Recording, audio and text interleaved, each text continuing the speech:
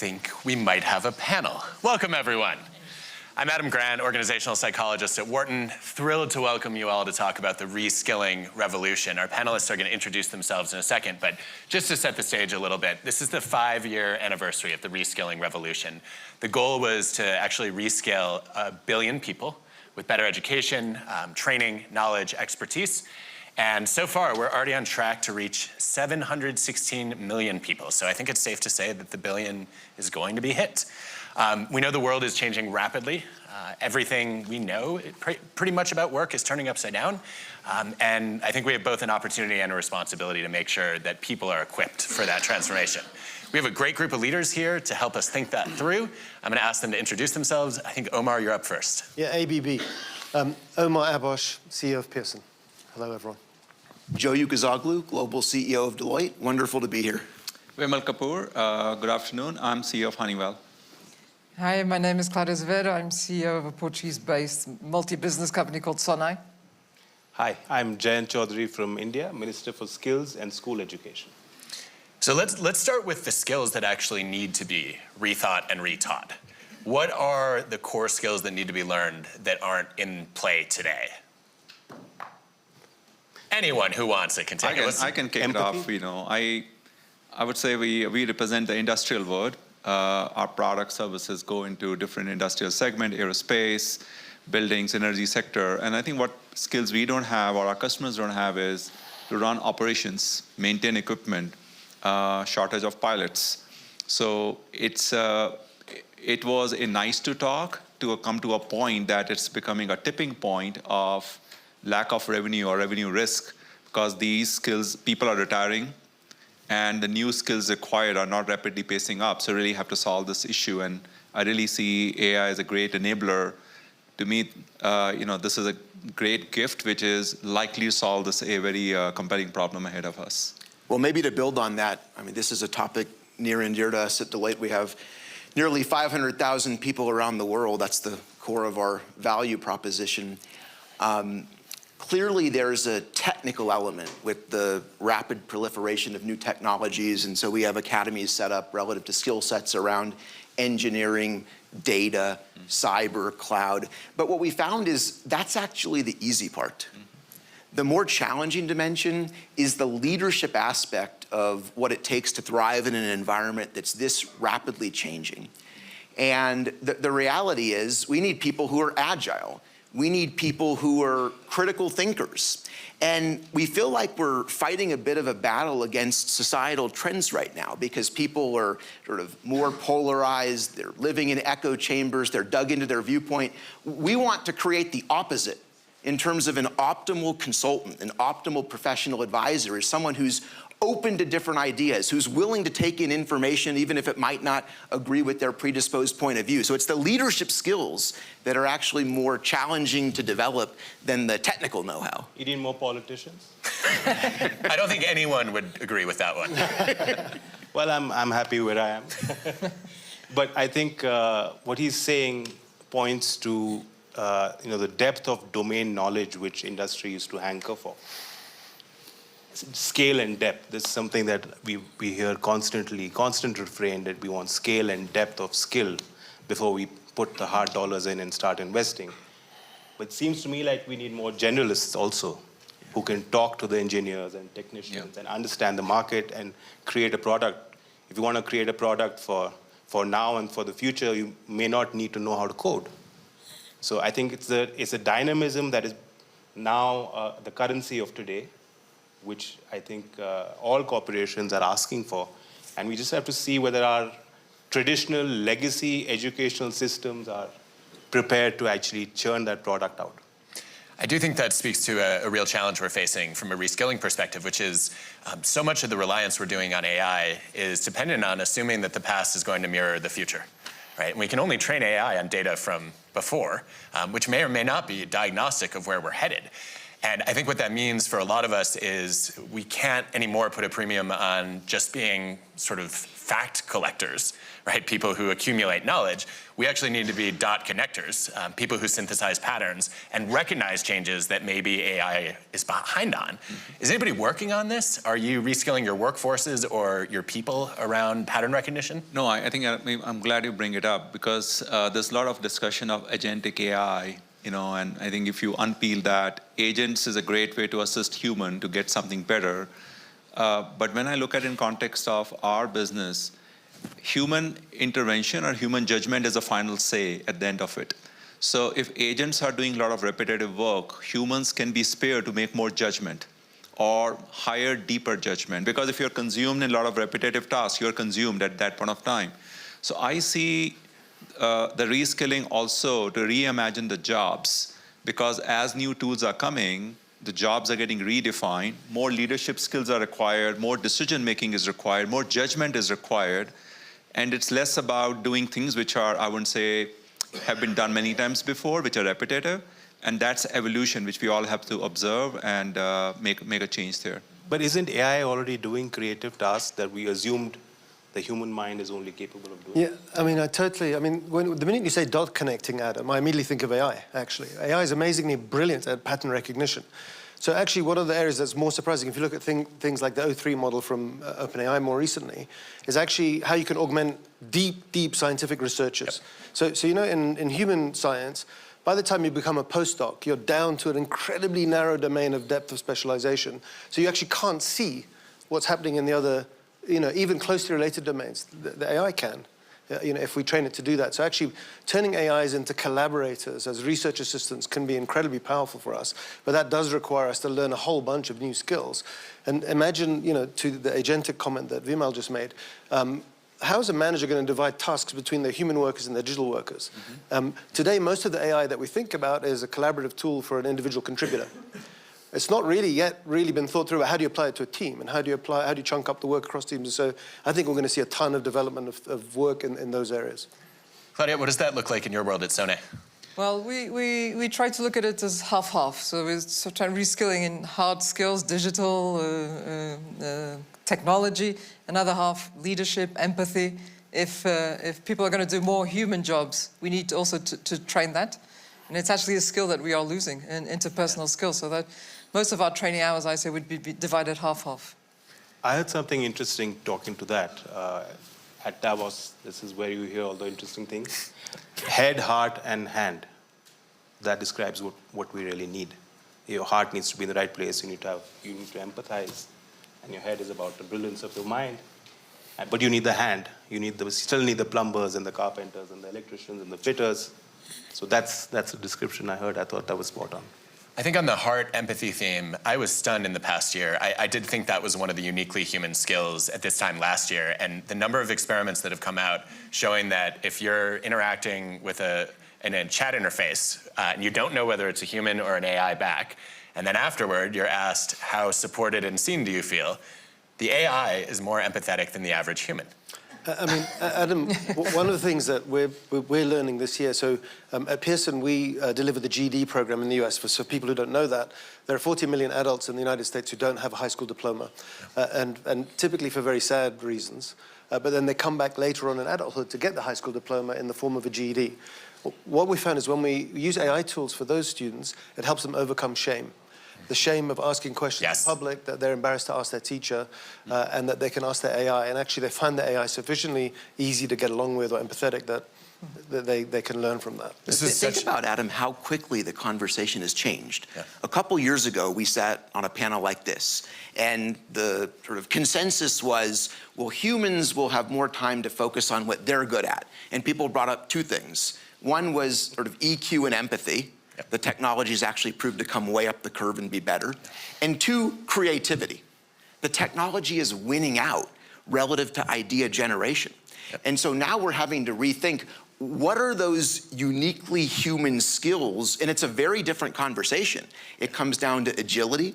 It comes down to being able to drive change. Because that's one of the biggest learnings of the past year, is that people are resistant. And so those who are actually able to win the hearts and minds, who are able to overcome the fears, who are able to illustrate how is this actually going to make your life as a professional, as an employee, better. Not just convince you that the company is going to do better, that's all great, but if you don't see your role in it, you're going to resist it. And the more people that resist it, the more the bureaucratic gears within companies actually serve as an impediment to adoption. I think Joe's onto something really critical, actually, here, which is, we can probably debate endlessly what are the uniquely human things, and you know, I don't know where exactly where that get us, but in an era where humans live longer and where we don't know the jobs of 10 years' time, the one thing that we absolutely have to teach people is learning to learn. Yes. It's absolutely like a critical thing that we need to do a lot more on. And actually learning science and neuroscience has progressed a ton in recent years. So we actually know a lot about it. It is not expensive, but the system doesn't know enough about it. The educational fabric doesn't know enough. And I think we could do a lot more on that front that can help humans thrive and adapt and change in the era that Joe's just been talking about. Speaking to the nature of AI, and you know, politicians love naming and renaming things. I keep saying that instead of calling it artificial, because in the Indian context, artificial in Hindi you'll say nakli, sort of means it's not real and it's not at par with us. You can call it amorphic or shapeless, because it's consistently changing shape and its role. So I call it amorphic intelligence. But I think what you're saying is if it can be creative, it can provide leadership, it could think out of the box, think for the future, at some point think collectively, talk to each other, then really what are we going to do, play cards? Yeah. Well, I think our job as CEOs is very important. We have to have a sense of direction, because people are scared, they're afraid. Every time they read in the newspaper that, you know, we're going to lose I don't know how many jobs. And the empathy of everybody at all levels of the organization is saying, look, this is where I think we're going. We have to study, like do some workforce planning. These are the skills we need. And we're going to do this path together. And I think that empathy at all levels of the organization is what is going to take us forward. But one part I'm going to add is I think where the current technology is helping is to make the people more productive much more rapidly than we had imagined. So if I'd say take many of the equipment we supply, easy example is say you have to run a plane, you need a pilot certified with 20, 30 year experience. That applies to many equipment which we supply. Those people are retiring. So if I'm an organization, I'm not going to find a 30-year experienced person, but can I give a 10-year experienced person a tool and confidence that you can do it? Yeah. Mm-hmm. So that is the new environment we have to imagine. So it's a substitution or amplification, which it can provide. Now there's a possibility that human doesn't have leadership skills and still doesn't have a confidence to say, no, I can't do it. And that's still in the human. But the opportunity it is creating is to make people more productive, more skilled, more rapidly, which is one of the bigger challenges in multiple societies of having people which can be given job, but they're lacking some finite skills. So does this mean we are leading to a skill-based hiring regime? It Rather will. than a formal degree? Or I think so. Well, Absolutely. Music to my ears. So we published some research actually just this week on the cost of what's happening on the learn-to-earn conveyor belt. Sort of the way I joke about it is you put a toddler on the conveyor belt at one end, they graduate from a fancy place like UPenn Wharton at the other end, and they go to Wall Street. And that sort of general qualification pathway is clearly not enough. You have a whole range of vocational pathways and alternate skill pathways. And actually what we hear from employers is they want people with skills. And degrees can be part of that, but there are other ways as well. And I think we're going to see a lot more of that in the future. I think that applies to everybody, right? We need, our skill sets has also become obsolete. So I think the beauty of reskilling, that it really applies to everybody. And if it's like, skills is much better than I have to go off 5 years for a degree, right? There's a brilliant thing that an organization that I heard about is doing is it's targeting the older senior management, 50-year-old and above, saying we're going to teach you AI first. Mm-hmm. Yeah. So that the insecurity of those people in that particular category gets sorted. Yeah. Because there's a lot of fear being built. So just making this very real, I mean, making this real and tangible, you referenced the example of a specific use case that will be put in the hands of someone earlier in their career to take on a much more significant set of responsibilities that accelerates their own career growth. That's the kind of thing that's driving trust. What we see that doesn't drive trust is when there's a lot of hype and things get sold at an artificial level, and then it's put in the hands of people and they use it and it's giving them the wrong answer and it's not delivering on the promise, and that breaks trust. So this ability to actually refrain, as great as the potential use cases are, to make sure we're not overhyping it, that we're grounding it in the substantive reality of what the technology is capable of today, and that we're actually involving the people who will be impacted. Because where we've seen this fail is when you hand it over to a group of technology developers and they run off into a room, generally the adoption rate is close to zero. When you build a cross-functional team that includes the people from the heart of the business, the actual workers from the function that are going to use that, and you pair them up with the technologists, you get something very valuable, and the adoption rate is embraced. So I want to bring this back to the skills-based hiring question for a second, because on the one hand, I see the appeal. We don't want to just use pedigrees and credentials to decide who gets an opportunity. We want to open doors for people who have lacked access. On the other hand, very often, as we're seeing now, the skills that you hire people for today are no longer relevant to the problems you're solving tomorrow. And so I think, Omar, to your point about the ability to learn, or Joe, as you described it, agility, being the most critical skill, how do you think about assessing that? I'll throw out an example I saw recently at a call center. You go through an interview at a call center, you then finish the interview and you're asked, how do you think that went? And you do a self-assessment of your strengths and weaknesses in the interview, and then they give you a do-over.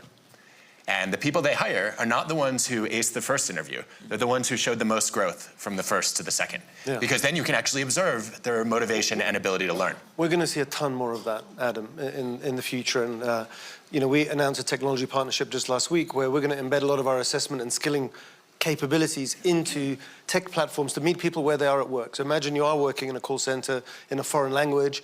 You know, the AI afterwards can say to you, hey, do you know, like you could have said that sentence a bit differently, it would have been easier for them to understand. So you can literally use it as a job aid during people's work. But to the point that Joe said, if you're going to put out this, I don't really love the amorphous AI, but like the ambient AI, if you're going to put the ambient AI out there, then you need to do it through the open front door, you know, clearly declared, and get the trust so that people who are involved with it understand what they're dealing with. I think company culture has a lot to do with it, right? And if you're a know-it-all organization, you don't feel the need to learn. But if you get the corporate culture that everybody feels that they have to learn, that being curious is the biggest skill they can have, I think that will help a lot on this way. So we've got 4 CEOs who are trying to build learning organizations and reskill entire workforces. We have a minister who's trying to reskill an entire country. What are the practices? Small country. Yeah, just only second largest in the world, right? What are the practices and policies that you found most helpful and also most surprising for moving that needle? So I think just the room already has a sense of the scale, but we're talking about 23, 24 million young people joining the workforce every year. And even though we are training in our long-term training programs about 2.5 to 3 million every year, and in the short-term training programs over the last 10 odd years, we've trained 16 million people. It is still nothing. And also, as a point to what you're saying, that what we are training them is that what really industry requires. So there's a massive amount of detooling. But what Vimalji said is point. And it is something that all developing countries and similar economies like India, younger countries, the younger demographics can take, is that if you don't have a legacy system, you can, or even if you do, you can immediately leapfrog using technology. So my task right now is to use convergence, use a whole of government approach, break the silos, and with our national education policy, we have a mandate to reform our education system, to integrate vocational from schools going forward, to make it a flexible learning pathway, to creditize every aspect of it, to show value, to make it aspirational, to have a diploma program, not necessarily hanker and run after a degree, if that's what industry wants. So it's a process. I think the process orientation always helps because you got to break it down into a series of tasks. And that is how we need to view jobs as well. So one of the principal asks, and here at Davos, one of the things that we've been trying to push for, what India is trying to take leadership with, is to get governments, to get countries together and sit down and say, okay, this is a job. It's broken down into these tasks or these competencies or these occupation standards, and this is now going to be a global standard. So someone who's a nurse or an architect in India can come very easily slip into that role in Germany or in Switzerland without having a non-trade tariff barrier kind of situation where they just say, you have nothing, you've learned nothing, you're unskilled. So, and in India, outward mobility has always been an aspect of our soft power. People call it brain drain, but also in a way, our best export, our best resource is not our companies, it's our people. I love this idea of breaking down jobs into tasks. We have some data on this. Amy Resnesky, Justin Berg, and I did a large experiment at a tech company recently where we asked people to think about the skills they wanted to develop and basically tried to instill a growth mindset, and found that had no impact whatsoever on their happiness or their job performance. Like, wait, what's going on here? Something's missing. What we realized was a lot of people had fixed mindsets, not just about their own skills, but about their jobs. They thought their tasks were basically set in stone, and their interactions were determined by people above them who really were dictating their schedule. And we said, what if you take your job as a flexible set of building blocks? You can decide on the margin which tasks you prioritize, which ones maybe you delegate or offload. You can decide which interactions are important for you, and try to innovate on the margins of your job in ways that also allow you to develop skills. When we did that, 6 months later, spike in happiness, either no decrease or an increase in job performance. Yeah. And I think that's a really good reminder to say, increasingly, jobs are not designed for individual people. And mass customizing them is really hard, and so we need to give people a little bit of autonomy to evolve their jobs or craft their jobs in ways that advance the mission. Well, this is going to be essential. So a bunch of the conversation this week has been about the agentic workforce. That relies upon being able to deconstruct jobs and manage on an integrated basis your digital and your human workforce. And this concept of growth mindset, the example you used of the call center and how they're screening for employees of who shows the most growth between the first round and the second round, we just updated our own leadership frameworks at Deloitte. And the number one skill set that rose to the top, it wasn't about whether you've run 4 P&Ls or you've worked in 18 geographies, all those are great. The number one that rose to the top was growth mindset. Because everybody says that they are open to feedback. Everyone walks in a room and they say, you know, I'm really here to listen. And then some people go on for the next 10 or 15 minutes to sort of do everything possible to refute what they said up front and explain why each idea that comes up, yeah, we've thought of that and it doesn't work here. And by the way, then we promote that person, mistaking their confidence for competence. That may happen, but I mean, on the skills deconstruction thing, I mean, we're totally supportive of that. I know the WEF is pushing the global skills taxonomy. I've got one challenge with it, but actually you can take the job roles out of an HR system of a company, you can deconstruct them into skills, you can say which skills will be impacted by AI and automation, and then you can, and this is the hard bit, is define the job corridors to say, all right, these skills are going to be taken up by automation, these other ones need to be reconfigured into new roles, and now we need to find the job corridor for the people. And so we do that for customers. It's actually not that easy. And you can see it, it's easier in technology where the codification of coding skills, for example, you could do that. When you get to something like nursing, with a lot of hands-on things, it gets a bit messier. And of course, in the world that we're in, these skills are going to evolve so fast all the time. And so creating something fungible and fluid is going to take some work. Claudia, I'm curious to hear about what this means for training. Well, we're doing 3 things. So internally in the company, we're sort of mapping out where we need more resources. And for example, as a retailer, we have cashiers. We could say any level of the organization, and we're saying, like, there's 3 options. Some upskilling, going to the part of the store where beauty advisors and the fresh salaries are higher. It's more human. Or, for example, in a totally different business that we own, which is opticians or hearing aid, which there's a lack of technicians in Europe, you can reskill to that. Part of it is your time, part of it is the company that's going to give your time. So we're doing that and making sure that in every place that we see, we can reskill people. We're also leading in Portugal a public-private partnership with the government. Basically, we got the 40 biggest companies in Portugal to see what skills they need. We designed a training program, and the government and is doing the training and the funding for that, and it's fantastic. that has been one of my biggest surprises, that it's much bigger than the sum of the parts. Because, having all these companies, having the government together is really has gone very well. But very difficult to scale up because you train people 6 months, 9 months. It's great. Each person that you train is life-changing for that person, but difficult to scale up. So the third thing that we're doing at the moment with Telefónica in Spain is a digital platform, the new career networks, using artificial intelligence. People upload their skills, they answer a few questions. Inside the platform, there are training that have been curated, and companies post what skills they need. And so that is a digital all the training is digital. So we're working at the moment on the 3 platforms and learning and trying to go faster. I like the digital marketplace. You can look it up. It's called New Career Network. It's available in English and Spanish, Portuguese. We have the Skill India Digital Hub, which was launched a year ago. It has 10 million registered users. It's part of the India stack, so it's a DPI. So we're trying to build that out. All the functionality that you just mentioned, from linking as a marketplace, getting entries for jobs, and also the whole skilling ecosystem, visibility along the line. So I'm going to present a slightly different point of view. For a company like us, which make products, we really have to reskill our product managers, because our products can be totally reimagined on what it can do based upon the new type of workforce, but at the same time, how the product capability can change with embedded AI into it. If you do not reimagine the product and you try to do the skilling portion alone, you are solving half the problem. And our product managers seems to be a very small population in a big company like us, but they have a multiplier effect at a huge scale. So I think looking at the problem of that lens to say, have I reimagined the product itself, because all of a sudden it has much more compute.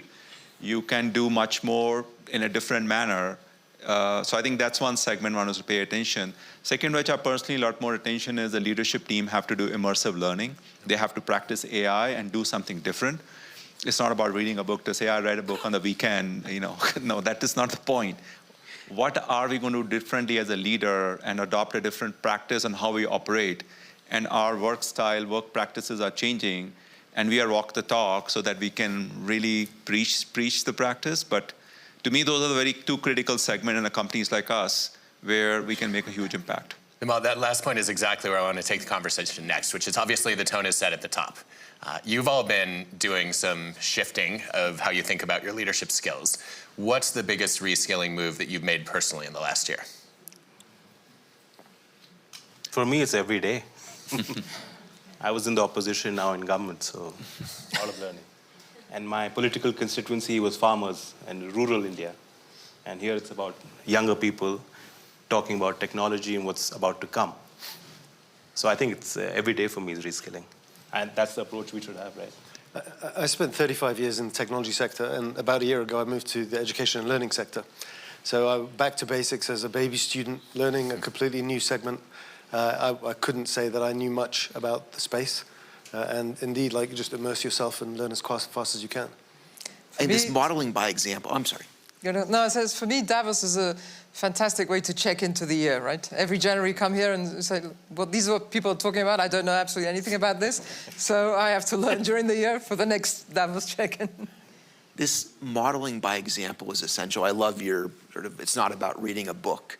If we're telling people to do something, it's falling on deaf ears. If they see us doing it ourselves, and hopefully they would have some belief that we've done something right in our careers to be entrusted with these positions, then it lends itself in incremental credibility. So when I come here and I'm going to participate on a panel, when there's a set of questions that comes out in advance, I love to feed it into the LLM and to be able to tell people, now, am I going to use all of it, and am I still going to use my judgment relative to weeding out some of the hallucinations? Of course. But it's an incredible creativity generation mechanism. If I'm looking at our financial results and I'm actually using some of our finance private LLM capabilities, analyzing performance, using the predictive capabilities, talking about how some of the insights actually came out of a Gen AI application, then the light bulb goes off. But we have to model it ourselves. I do feel that the record needs to show that you shouldn't stop reading books. It's just, having written half a dozen of them, I think the deep thinking that goes into formulating the knowledge that goes into a book, it doesn't exist in any other medium that I have exposure to. But I think that's the beginning of learning, not the end, right? The goal is to actually put that knowledge into practice, not just to accumulate it in your head. I mean, and Adam, as you know very well, passive learning, so just reading and then cramming for the exam is not that effective. Adaptive learning, where yes, reading, but then you interact with an AI that takes you through a Socratic dialogue, challenges you, practice retrieval, then you learn properly. So we need books at the source. I can share my experience. I started my new role about 18 months back, and I grew up in the business. I was a frontline person selling our offerings to our customers, project managers. Now I become CEO of a public company. To me, investor is a set of people who understand a very different language, even though I'm telling the same thing. So I have to relearn my skills to tell the same story in a different manner. And when you go to employees, they want to hear the same story in a different manner. So I guess reskilling as a human has been a personal experience. You have to say the same thing to 3 different constituencies and still have to be honest, but you have to reskill to make it consumable by very different audience. If you don't do that, you pay a consequence for that, because employees don't feel you motivated. You are a motivator, get the followership. Customers say, this person is so high level, he's on to details. But investors said, you're in too much of details, I don't want to know it. So how do you balance very diverse, and it's a skill which you have to reorient yourself. And I think a lot of current tools help you to consume that easily. I think we're blessed to have those tools with us. I think our prior generation did not have that opportunity. I think there's something really powerful there. There's a recent Frank Flynn study showing that leaders were, on average, 9 times more likely to be criticized for under-communicating than over-communicating. Absolutely. And it's so easy to understand why this happens, because once an idea makes sense to you, you explain it once and you think everybody else has got it, and you suffer from a curse of knowledge, not realizing how unfamiliar that idea is. Yeah. And I think what a lot of leaders don't realize is, if you over-communicate, the worst thing that happens is people say, shut up, we get it, and then you know the message has landed. If you under-communicate, people think that either you don't know what you're doing or you don't care. Right. Yep.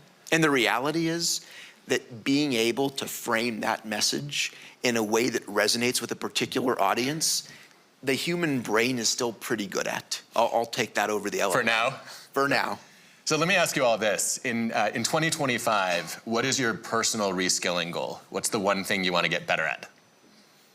AI. Mm-hmm. Oh, no, come on, it's low-hanging fruit. What about AI? Learning the tools, I have no idea. Okay. I'm talking about AI. I don't use them. Oh, well, that's going to change tomorrow. I mean, every executive should at least do 10 hours playing with LLMs, like at least, and really test yourself with it and challenge it and ask it to challenge you. And I think you'll enjoy the experience, actually. Prioritization. If we look, both me personally, within our organization, across our client base, there's no shortage of great ideas in terms of the usage of Gen AI. The issue is that people are spread too thin. So I was just over with a client, actually, it was almost late coming over here because it went long. And this is a Fortune 50 CEO. And he says to me, do you see anybody that has something in the Gen AI arena beyond proofs of concept? So everybody's talking a big game, but that ability to actually make some bets and pick a few and really roll up your sleeves and do the hard work in the organization to implement it at scale, as opposed to having a bunch of great ideas, that's my priority. And frankly, that's where some additional focus is needed. Okay, so we've got prioritization, meta-prioritization. We have AI tools. What else? I would say AI, and actually this morning I was looking up like executive courses a week, really to immerse myself in the States, but that's probably what I'm going to do in 2025. I would say I will add to that, immersive learning to the extent where such tools have been successful, like cars are becoming autonomous. What are the implications of that, say, other sectors? So that's immersive learning. Not that you sit in the car. I mean, to me, really understanding that deeply, that what caused to get here and what is out of possible. I'm spending a lot of my time because that is deep implication on the businesses we do. Yeah. Because if car is autonomous, plane can also be autonomous, right? In the end, it's a vehicle which carries passenger. And it's been intriguing to learn the development of semiconductor industry, the chips, the software.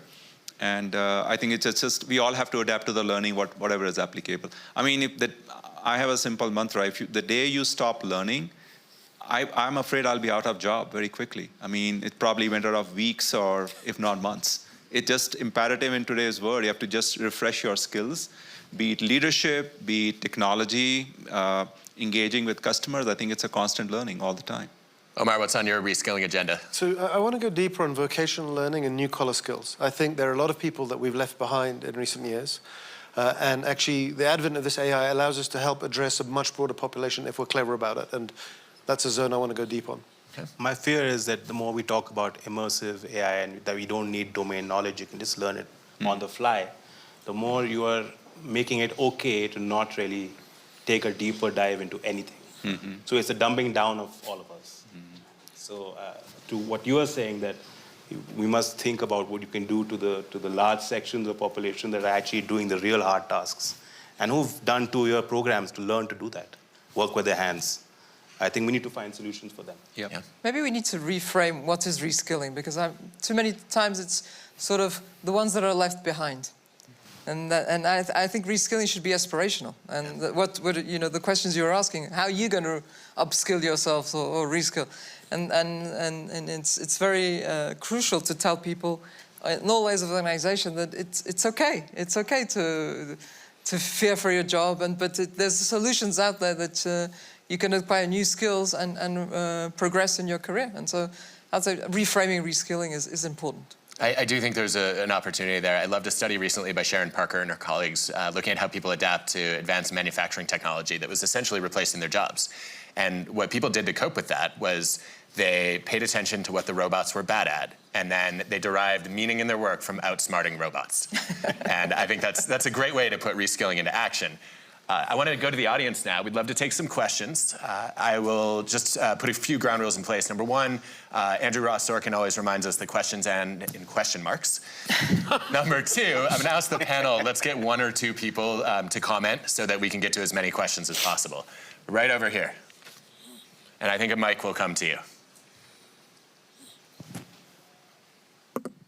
Great, thank you so much. I'm an organizational psychology student at Columbia, so I'm still working on getting to your level of just understanding in this space. But I wanted to call out sort of one thing that I think is the elephant in the room, which is that, you know, I am one of very few Black people in this room, and I consider that an incredible privilege and an opportunity and potential responsibility. But I think it is kind of a representation of how are we having some of these conversations in a way that AI doesn't deepen the digital divide. And what I mean is not so much about, you know, Black women. I'm talking blue-collar workers. I'm talking individuals who don't fit the traditional stereotype of what we think is professional. And I'm curious how you are thinking about that in your respective organizations. And I really do love, Adam, that you mentioned, you know, getting unstuck, and you've mentioned leapfrogging as well, Honourable Minister. So I think that makes us think a little bit, and I'm curious how you're thinking about that. 2 aspects from a completely non-technical person who's never used AI. One is that the algorithms that are the designers, the basic data set that is being used to come up with these solutions must also be diversified, must be open source as much as possible. And I'm speaking from a developing country point of view. So data sovereignty is also important. The data set is important. And the other aspect is the user side, that AI readiness needs to be rolled out at a massive scale. So I'm going to go back, I'm going to learn, I'm going to get my ministry, my staff, officers together, sit down and learn all the tools, and then roll it out in the schools as a startup. Yeah, I mean, the minister's 100% right. The more the AI scales, the more the price point comes down, the more accessible it can be. So let's assume, hopefully, that we go in that direction. The bit that I'm focused on is, in addition to the AI complication, we have a demography challenge in most of the West. We're running out of workers. So actually, that means companies and organizations need to find new sources of talent, new pools of talent, and they need to tap pools of talent that they're not used to historically tapping. And so we work with organizations on what we like to call their ships, their mentorships, their apprenticeships, their internships, so that they can find talent sources earlier and point them to their organizations. And I think that's a critical way to partially tackle what you're talking about. Let's go back to the audience over here. Microphone is coming. Next one over there. Wonderful panel. Colin Groth, Chief Advancement Officer, Strive Together, the 2024 Schwab Collective Social Innovation Award winner. We lead a national network in the U.S. of 70 communities working to build cradle-to-career pipelines in local communities. One, in fact, is actually called Learn to Earn Dayton. We're launching a new initiative with Gates and Walton Foundation to think about what are the high-quality pathways for young people to good jobs. What advice would you give to local communities trying to bring together education systems and employers to actually make sure that the skills you all are needing are getting into traditional education systems? Well, first, congratulations on your award. I actually think there's a significant connection between both of the questions that have been asked. And frankly, if you ask me sort of what's my main concern around taking this Gen AI journey as a society, it is none of the technical impediments. We will figure out the technology, we will figure out the change management. The issue that keeps me up at night is the societal implications and earning trust that we're actually going to do this in a way that benefits all communities and that is not going to exacerbate some of the divides. And so that raises issues around trustworthy AI. That raises issues around making certain that the data sets actually are part of the solution to bias as opposed to exacerbating it. And frankly, this is an area where it requires a very significant public-private partnership between us as institutions, companies, local governments, the education system, so that there is an insight into what are the skills that are most relevant to us, and that can be cascaded down into the inner workings of those who are actually dealing with the next generation. Maybe I'll just chime in on this one quickly to say, I think too many schools are reacting to AI by saying this is cheating and we need to ban it. Yeah. The reality is students are going to use it anyway. So my colleague Ethan Malik, I thought, created a great alternative. He said, what we need to do is we need to give assignments where you expect the use of AI and you show your prompts. And then we're going to score you on how well you're collaborating with AI tools to come up with better ideas. And I've implemented that in my own classroom. It's been very powerful. And I think we should encourage that kind of experimentation because it's going to happen whether we do or not. Over here. Hi, first of all, wonderful panel. I'm a Schwab social innovator, like Colin there. I work on livelihoods of persons with disability. So first of all, thank you, Minister, for talking about the data sets. I was like, yay, you know. So my question is a little policy related. It could be with the government or with companies. One of the insights we have is that actually we've never built aspiration and need for the new jobs. And we found that when we gave candidates, even with severe disability like autism or neurodiversity or deaf-blind, the opportunity to go into companies and walk in and just see what's going on, they start building the aspiration. So the first question I had was, we have this Apprenticeship Act. I just want to know how well it is working. And I just wondered if we I feel sometimes companies are resistant to that. Whom am I going to get? And I'm wondering if we could just convert it into an Opportunities Act where people can just come spend half a day, but just start building that aspiration. Oh my God, this is what it is. They build aspiration actually for the people.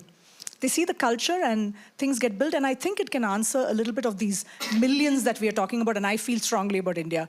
I'd like it from a company perspective also. Thank you so much. Yeah, so India is doing that. The Apprenticeship Act, as you pointed out, it's an old act made in the 60s, and it's a mandate. Not all companies follow that mandate. They're doing it on their own without perhaps giving us the information. It's a very powerful tool. So in that scheme, we've covered 3.5 million people up till now. And the PM internship program, where they're saying, take people who've never been employed and give them the red carpet treatment in the 500 top companies, they've given a 10 million target. So you're absolutely right. And the companies need to understand that, okay, it might be painful to do the whole registration, informing government. There's a process, you've got to jump through the hoops. But at the end of the day, you're going to be able to retain those employees, expose them to your work culture, and save your money that you're spending on recruitment and HR. Now, I can add two things. As a public company, we see our responsibility, of course, to create shareholder value because we are owned by public shareholders, but also to grow our business so that we can create more jobs. And I'm always very sensitive that if you do not do that, you're not meeting the social purpose for which a company exists to create jobs. And we as Honeywell has been very active on internship programs. I was sharing with the colleagues earlier, we hiring 1,700 interns in 2024.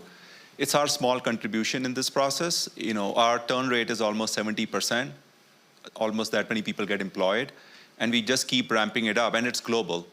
And because it's distributed, it by nature is, brings all kind of skills, all backgrounds of people, and it makes us a better company all the time. So to me, those are the two opposite ends of our responsibility: create shareholder value, but don't forget you have to create jobs, because that's why we exist in the society. You heard it here first. The purpose of a company is not to make profits, it's to create jobs. I love that vision. Different panel, Adam. Yeah, well, let me just wrap us up really quickly and say one practice I think is underutilized is a returnship, where you give internships and apprenticeships to people who have been out of the workforce, disproportionately working mothers. Great opportunity for reskilling. I want to thank all of our panelists. I think this has been a really rich and surprisingly entertaining discussion. I think that the basic idea here is pretty simple, which is skill gaps are a huge barrier to business transformation, to economic growth, and to opportunity for people. And I would love to invite all of you to join the reskilling revolution, to try to close some of those gaps and create more inclusive and more sustainable economies. Thanks to all of you. Thanks to our panelists. Thank you. See ya.